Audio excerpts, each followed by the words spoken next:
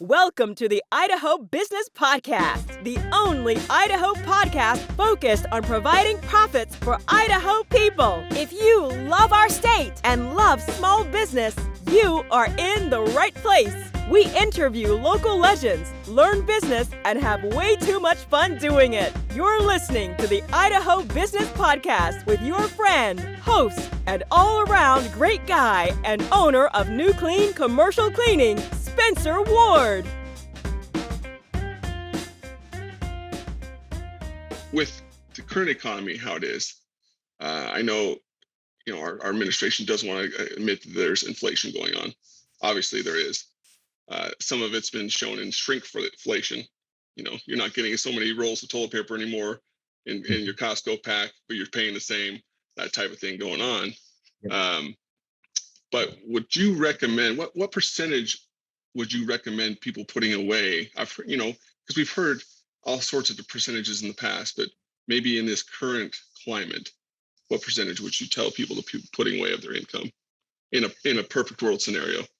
Yeah, it's a really, really good question. And you would think that the answer would be as much as you possibly can.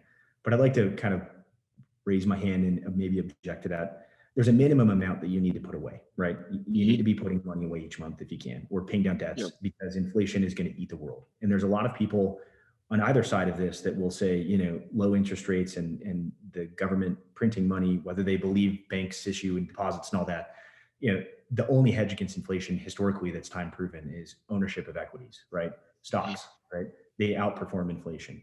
If you stack all of your money in your savings account, you're going to fall behind. If inflation is 2%, like CPI indicates, or 5%, like it sure feels like, or maybe even higher than that, you might have the same number of dollars in the bank account at the end of the year, but it's going to purchase significantly less, cereal. So you're going to hit on two sides: less cereal, and there's less cereal in the box that you eat.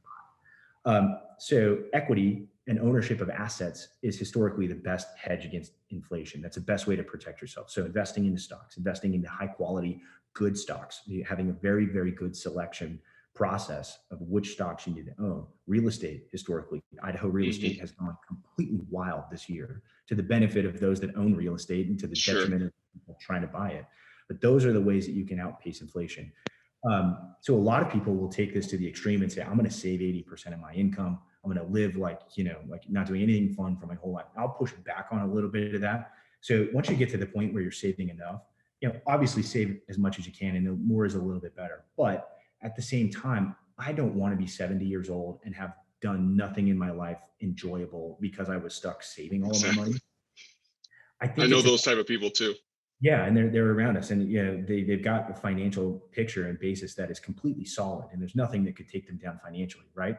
But I don't want to be not able to go do the things in my years. So I'm a big advocate of this. In fact, I'm maybe making a foolish financial decision this week by going elk hunting with my sons, but it's those memories. And I say foolish, it's not That's like right. It's expensive or anything, but I think about every dollar I spend on, maybe I should buy some more equities, or, it's finding that balance. So you absolutely should not be doing, extremely fun, expensive things if you're not saving money each month. But then once you're saving enough, find that balance between life experiences. But I will say, don't spend money on things that don't bring you joy. Measure the ROI on money's spent and make sure it's worth it. And it might not pay you back in money. It might not pay you back in anything other than smiles, but that there's something to that where you can navigate life in this really balanced, and this is very not a lot of people think this way, but this is very kind of revolutionary. Like, you can spend and have all the fun that you want with a balanced plan and accomplish both goals at the same time. That's brilliant, dude. I love to hear that, because you hear either one side of save everything, don't take your kids to the dentist, don't take them to the doctor, whatever, save all that money. There's extreme in both sides, and I feel like they're both wrong.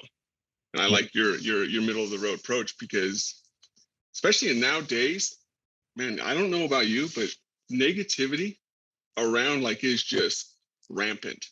People are just more and more negative.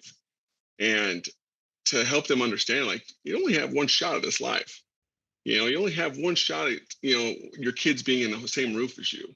you know, and are you going to live that life constantly being stressed, you know, and constantly thinking about, oh, I gotta save, or you're going to enjoy those times of going elk hunting with your sons and, or taking them to lagoon or whatever it may be.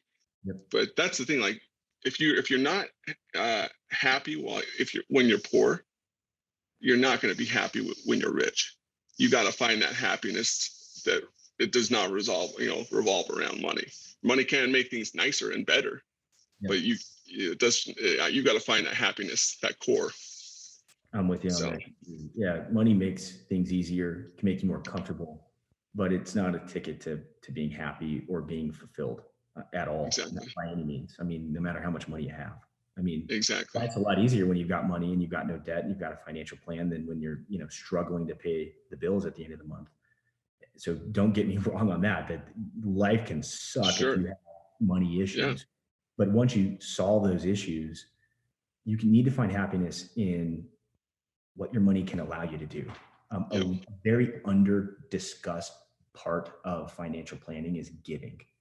How do you give? How do you better others' lives with the assets that you have been blessed with through your own hard work, right? That's true. And your own intellect. That to me is where you get the most ROI in anything. And maybe you can't give a ton of money, but giving some or giving to your family or even your own kids. I mean, whatever it is, like there's a lot more to life than money, but you got to have a solid plan so that you can feel comfortable and like not be stressed out of your mind. Otherwise, exactly, it ruins everything. So exactly. And that's the thing too. The people, there'll be people listening to this episode. They're like, oh, it's easy to be happier when thinking, oh, those guys have some money to them, or those guys have things figured out. But you can always look over the fence and say, well, they don't have to deal with this. They don't have to do this. They don't have this situation. But just remember, people, like I can't remember the number. I think there's 80,000 people or even more do not wake up tomorrow. Yeah. They do not wake up every day. And if I was to say, hey, here's $1 million, you can have this, I'm sure you'd be happy. But what if it came with conditions of, but you won't wake up tomorrow? Would you take it? No. So let's revert it back to the very basics of where that happiness is. Like, obviously your life is worth more than $1 million to you. So find that gratitude somewhere within you if you're not happy now, and then bring that out. And that's going to help you not just in life, but when you're meeting with, Jackson here with financial advising and everything. Everything's going to be better. So you're not going to be that negative Nelly. It's a brilliant question. Today, Warren Buffett, the godfather of all investing, turned 91. One of the wealthiest men in the planet, comfortable as life as you can have. Would you trade places with him, or would you rather be a broke 25-year-old? That's right. Nobody would say I'd want to be a 91-year-old multi-billionaire. You got 10 years left, maybe 15. Where do you want to be a broke 25? There's a lot of ways to look at that. And I don't mean to put any shade towards Warren Buffett, because I read everything he writes and I admire him beyond belief. But it's that same concept of time is more valuable than money. And exactly. Yeah, I mean, you just got to look where you are and you got to make a plan to improve, and you can improve. I mean, anybody can do it. And sometimes some people have an easier time and they're blessed into better situations. And some people have a really hard hand that they've been dealt, but you can wake up and you can go for it. And there's nothing holding you back but you. I like it, man. Well, I appreciate you taking some time with us, but we got to enter the lightning round here. And before we enter the lightning round, I got to say that we are sponsored by Dell's Outdoor Advertising. These guys have been around for over 60 years within Blackfoot and Pocatello for digital and traditional billboards. And even though that we are in a digital Facebook social media world, there's still a lot to be said with billboards to keep top of mind awareness. If you give them a call, they will give you your first month for free, or your installation for free when you sign up for a 3-month deal.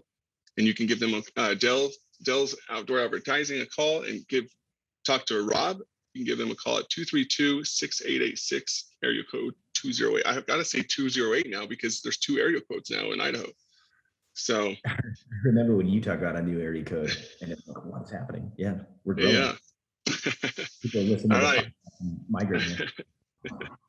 All right, Jackson. Well, maybe what's one of the best book / tool or software you've used recently, and that's kind of been a game changer for you, and why? Yeah, it's a great question. I Will Teach You to Be Rich, a book by Ramit. I'm going to say his last name wrong. Sethi. Okay. This came out a while ago, probably 2 years ago, but I just finished it. I worked my way through it. I got it a couple months ago. Obviously it's finance, but he talks through everything, and not only just investing, but credit cards and mortgages and finding this balance in spending versus savings. It was really eye-opening, and I've been doing this my entire career, but I think he comes at it with a very fresh approach, and I can't recommend it enough. It's I Will Teach You to Be Rich by Ramit Sethi. I can't. Sethi. Okay. I'll put that on the Audible list. Yep. It's awesome. I like it. Perfect. What's maybe one, I usually ask what's the biggest myth for business owners that they need to know the truth about, and you can answer that too, but I also want to put this one in front of it. Being the financial advisor you are, maybe what are the top 3 things you would tell business owners to be doing as they're, either starting or midway into their business?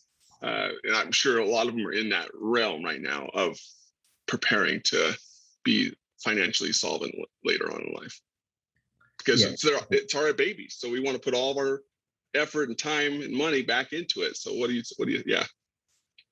All right. So 3 things. So the first one would be crack the hood, pop the hood, and look at things. Know your numbers.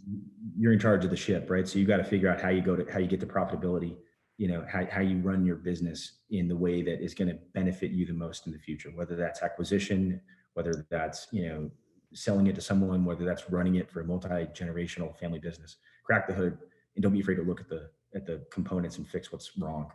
You might get something wrong, but just keep cracking that hood, popping the hood. Well, it's crack the hood or pop the hood. I don't know what the saying is, but yeah, either way. Yeah.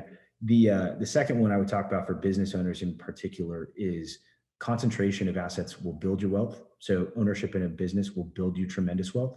And then diversification is what is going to preserve your wealth. So a lot of people, whether they get a job at a tech company that has an IPO and they made a bunch of money on their IPO, whether they build a business like yours and they can, all of a sudden it starts growing like wildfire and they've got this big asset now. That is a really good way that business owners can grow their wealth. And then diversification, taking some of your taking some of your chips off the table and building a diversified portfolio is a good way to preserve your wealth. You don't have all of your eggs in one basket. That to me is a really under talked about principle for business owners, regardless of the industry or your occupation. And then the third one that I would look at is, as a business owner, you're entitled to set up retirement accounts and receive massive benefits at the business level and the personal level for setting up your own retirement accounts. No one is going to do it for you. No one's going to proactively approach you unless you have a very good relationship with an advisor or an accountant. It's on you to set these up. And whether it's 401k or some type of IRA or SEP IRA or simple or whatever it happens to be, take the first step and look at it. And it goes back to point number 1 of look at the books and build that goal of having some type of retirement account at the business level set up, whether that's 5 years from now or you're in the position where you can do it now. Take a look at it because you're the one that's responsible for it. Employees of companies have it a little bit easier because they get there and they say, here's our 401k plan with our match and here's the funds and you're auto enrolled unless you decide not to. And it works, right? It's all set up. As a business owner, it's on your shoulders to get this done. And so, take a look at that. And hopefully those 3 kind of all work together. But those are the first 3 things that popped in my mind. I like it. And I don't want to be the negative Nancy here, people, but 85% of businesses don't sell. So right. I'm sure one of the main reasons, and I don't have the crystal ball, but I'm sure one of the main reasons is they don't crack the hood. They don't pop that hood. They don't know what their numbers are. Or they're running their books just interwoven with their personal expenses like crazy. So it's a mess. So separate it, know your book, know your numbers. My accountant, Dan Packard, offered if you could give them a call and set up an appointment with him, he'll give you a free, or I can't remember what he said it was, but it's a free market assessment of like what industry you're in and what like like the standard market, the profit margins are for that industry. So if that could be a good base period for you guys to kind of like, this is what I'm aiming for. And if you can do more and still be, honest with what you're doing, do it. Obviously make as much money as you can. So, all right. Well, Jackson, what's one question I should have asked that I did not, and what's your answer to it? Oh, my favorite food of all time is brisket, Texas style, salt and pepper, a little bit of garlic, smoked over oak. I'm a foodie, if you can't tell. That's the question you should have asked, because it's about work. So yeah, it's very true. and you brought up a good thing, because I'm a big smoking advocate of the meats. And yesterday I did, for the first time, smoke some short ribs. Ooh, there you go. Some beef short ribs, and they were magical. So they have a kind of a brisket-esque taste to it, and it was good. So that's belt level barbecue smoking. So you maybe your next podcast episode can be the how to make delicious food. That's right. Yeah, that should be it. Yeah. I think Malcolm Reed business worthy, right? Yeah, I think Malcolm Reed already beat me to that. He's got one called How to Barbecue Right, and I follow that guy religiously. He is the man when it comes to that industry. So I hope I made you guys all hungry. So Jackson, of course, did. But Jackson, thank you for being on the show. Thanks for taking some time with us. Yeah, I appreciate it. Thank you for having me. Yeah. And anytime you want to chat, let me know. Perfect. And all you guys listening and gals listening, like always, stay away from those negative Nancy's. Find that happiness within yourself and enjoy your life. Until next episode, we'll see you later, and adios. Congratulations on spending a couple of minutes getting a little bit smarter, having some fun, and supporting the Idaho business community. If you're feeling the love, make sure to subscribe, rate, and review on iTunes, Stitcher, or wherever you are.